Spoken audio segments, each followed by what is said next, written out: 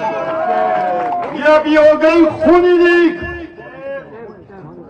इनको आपने टक्करना इंशाअल्लाह ताला। मेरे बुजुर्गों, दोस्तों, ख़वातीन, हज़रात, यहां पे मैं वाज़ेह करता चलूं कि सिलेक्शन की नौबत क्यों आई।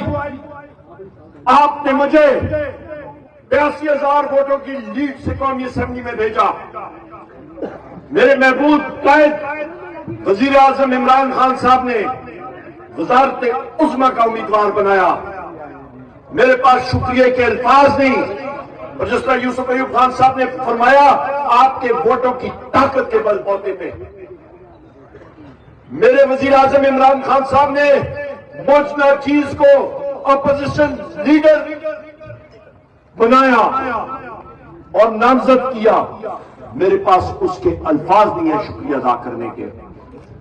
पर अल्हम्दुलिल्लाह जो इस रिजीम ने, जो पीडीएम की हुकूमत है, इन लोगों ने जो मुझे बरतरफ किया और डिस्क्वालीफाई किया, वो डिस्क्वालिफिकेशन मैं अपनी छाती पे हैसियत एक तमगे की तरह मैं लगा रहा हूं। वजह यह, बुजुर्गों, दोस्तों, कि इन डरपोक लोगों ने जो झूठे इल्जामात लगाए वो क्या थे। टैक्सला में मेरे खिलाफ